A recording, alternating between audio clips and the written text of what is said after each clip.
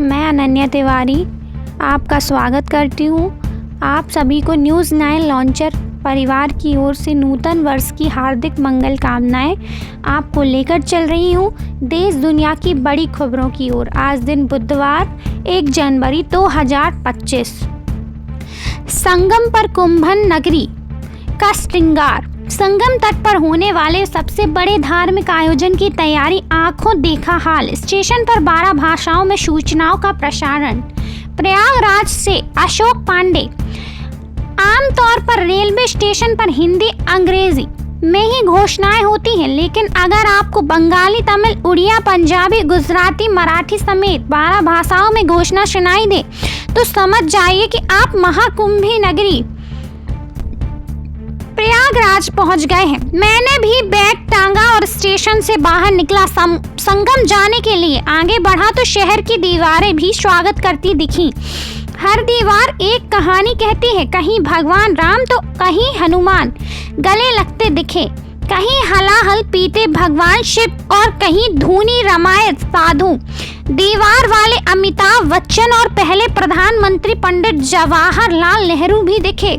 इन सतरंगी दीवारों ने संगम नगरी के धार्मिक उत्सव को सतरंगों से भर दिया। धुंध की चादर और कड़ाके की सर्दी में आगे बढ़ते हुए ऑटो में बज रही राम धुन ने भी एहसास करा दिया कि संगम नगरी में है।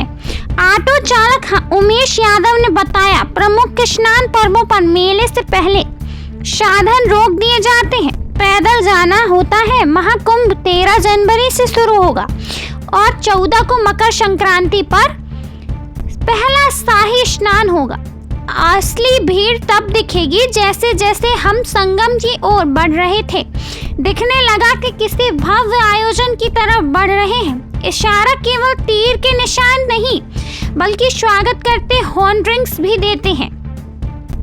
केंद्र बातचीत के लिए बुलाए तो डल्लेवाल इलाज को तैयार। पंजाब आंदोलन किसान नेता की शर्त से नया मोड़। नई दिल्ली किसान की मांगों को लेकर आमरण अनशन पर बैठे किसान नेता जगजीत सिंह डल्लेवाल को पंजाब सरकार चिकित्सा सुविधा देने में नाकाम रही है। पंजाब सरकार के वकील ने मंगलवार को सुप्रीम कोर्ट ने में बताया कि डल्लेवाल की ने शर्त रखी है कि केंद्र सरकार प्रदर्शनकारी किसानों को बातचीत के लिए बुलाती है तो वे चिकित्सा सुविधा लेंगे। इस पर सुप्रीम कोर्ट के जस्टिस सूर्यकांत और जस्टिस सुधांशु भूधूलिया की आकाशकालीन पीठ ने कहा कि वह इस पर कोई टिप्पणी नहीं करेंगे। उनकी चिंता केवल आदेशों के पालन को लेकर है। इसके बाद कोर्ट ने पंजाब सरकार को आदेश का पालन करने के लिए 2 दिन की अतिरिक्त मोहलत देते हुए सुनवाई 2 जनवरी तक के लिए टाल दी है। आपको लेकर चल रही हूँ मध्य प्रदेश के आसपास की बड़ी खबरों की ओर। उज्जैन को मोती शिल्प का केंद्र बनाने का प्रयास किए जाएंगे मुख्यमंत्री। उज्जैन प्रवास के दौरान स्मार्ट सिटी कार्यालय के सभा कक्ष के मुख्यमंत्री डॉक्टर मोहन यादव ने मंगलवार को विक्रमोत्सव 2025 और विक्रम व्यापार मेले के आयोजन में समीक्षा की बैठक की है। मुख्यमंत्री डॉक्टर यादव ने कहा कि प्रदेश की अर्थव्यवस्था को सुदृढ़ करने की दिशा में विक्रम व्यापार मेले का आयोजन एक महत्वपूर्ण प्रयास है। सम्राट विक्रमादित्य न्याय, दानशीलता, सुशासन, वीरता की अद्वितीय मिसाल है। वे एक महान शासक थे। उन्होंने न केवल विदेशी आक्रमणकारियों को पराजित किया, बल्कि देश से बाहर किया और सुशासन के सभी क्षेत्रों में उनका विशेष स्थान रहा है। सम्राट विक्रमादित्य के साहस, पराक्रम और पुरुषार्थ, उनकी कथाएं उनके द्वारा शुरू किया गया विक्रम संवत उनके महान इतिहास में एक महत्वपूर्ण अध्याय के रूप में जुड़े हैं। मुख्यमंत्री ने बैठक में कहा कि उज्जैन को मूर्ति शिल्प का केंद्र बनाए जाने के लिए भी कार्य किया जाना जरूरी है।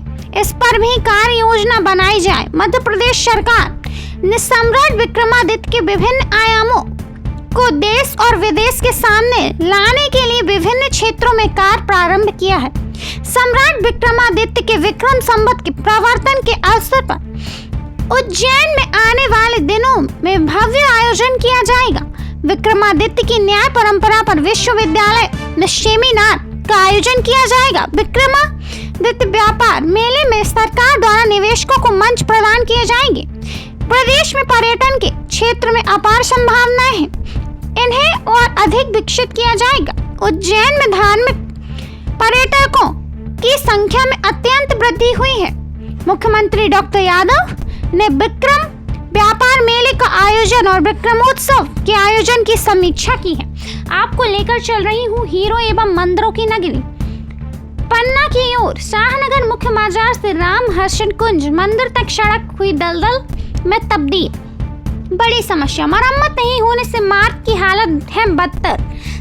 शाहनगर मध्य प्रदेश कस्बा मुख्यालय से शाहनगर के अंतिम छोर पर स्थित श्री राम हर्षण कुंज मंदिर की जोड़ने वाली सड़क की हालत बदतर हो चुकी है। मुख्य बाजार से निकली रोड जो कि हरदौल चौक, बजरंग चौक, ब्रजपुर से होते हुए राम हर्षण कुंज तक जाती है, उसकी मरम्मत का कार्य लंबे समय से नहीं किया गया है, जिसके चलते जगह जगह सड़क उखड़ चुकी है और हाल में ही हुई मामूली बारिश के चलते पूरा सड़क मार्ग दलदल में तब्दील हो चुका है।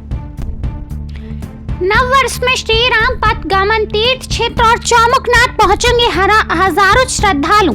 जिले के सलेहा अंतर्गत तीर्थ क्षेत्र में वैभवशाली संस्कृति का प्रतीक रहा है। सलेहा से 6 किलोमीटर दूर स्थित ग्राम नचनी में गुप्तकालीन 5वीं शताब्दी के निर्मित प्रसिद्ध चौमुखनाथ मंदिर में भगवान भोलेनाथ की दुर्लभ चतुर्मुखी अद्वितीय प्रतिमा स्थापित है। प्रतिमा में भगवान भोलेनाथ के चतुर्थ मुख अलग अलग प्रकार की है आकृति में रूप धारण किए हुए हैं।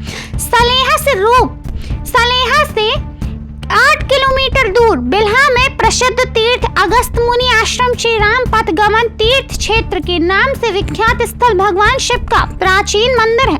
भगवान श्री राम की वनवासी वैश्य की अद्वितीय प्रतिमा स्थापित है, जिसका इतिहास काफी पुराना है। आपको लेकर चल रही हूँ राष्ट्रीय एवं अंतरराष्ट्रीय बड़ी खबरों की ओर। नए साल की शुरुआत इन 6 अच्छी खबरों से। फाइनेंस ब्याज दरें 0.75% तक घटेंगी, कार्ड से विड्रॉल कर सकेंगे EPF। एजुकेशन, एक साथ कई डिग्री ले सकेंगे, बोर्ड परीक्षा साल में 2 बार देने का विकल्प। हेल्थ, इस साल कैंसर की वैक्सीन आएगी, डायबिटीज की नई दवा लॉन्च होगी। ट्रांसपोर्ट, 2 नए एयरपोर्ट, सबसे बड़ा एक्सप्रेस और अंतरिक्ष की यात्रा शुरू होगी।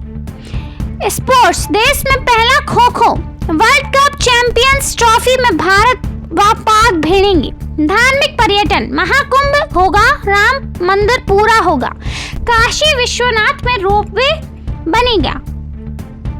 7वें दिन भी माता वैष्णो देवी का आधार शिविर कटरा बंद रहा, पर्यटक परेशान। जम्मू, कटरा में विरोध प्रदर्शन के दौरान हिरासत के लिए गए लोगों की रिहाई की मांग को लेकर भूख हड़ताल पर बैठे युवाओं की स्वास्थ्य विभाग अधिकारियों ने मेडिकल जांच की है। वहीं जम्मू कश्मीर के रियासी जिले की त्रिकुटा पहाड़ियों में प्रस्तावित रोपवे परियोजना के खिलाफ मंगलवार को 7वें दिन भी माता वैष्णो देवी का आधार शिविर कटरा बंद रहा। श्री वैष्णो माता संघर्ष समिति के पिछले बुधवार को बंद का आह्वान करते हुए घोषणा की थी कि कटरा में सभी गतिविधियां बंद रहेंगी। समिति के विरोध प्रदर्शन में आह्वान के बाद मंगलवार को 7वें दिन भी सभी दुकानें, रेस्तरां और व्यावसायिक प्रतिष्ठान बंद रहे तथा पवित्र शहर के सड़कों से यातायात नदारद रहा। दोस्तों, यह थे आज के दिन भर के मुख्य एवं प्रमुख समाचार। आप देखे एवं सुन रहे थे न्यूज़ 9 लॉन्चर पर देश दुनिया की बड़ी खबरें। देखते रहें, बने रहें। हमें लाइक करें, सब्सक्राइब करें, साथ ही ज्वाइन बटन के माध्यम से आप हमारे न्यूज़ चैनल की सदस्यता लें। साथ ही नव वर्ष आपके लिए मंगलमय हो। धन्यवाद।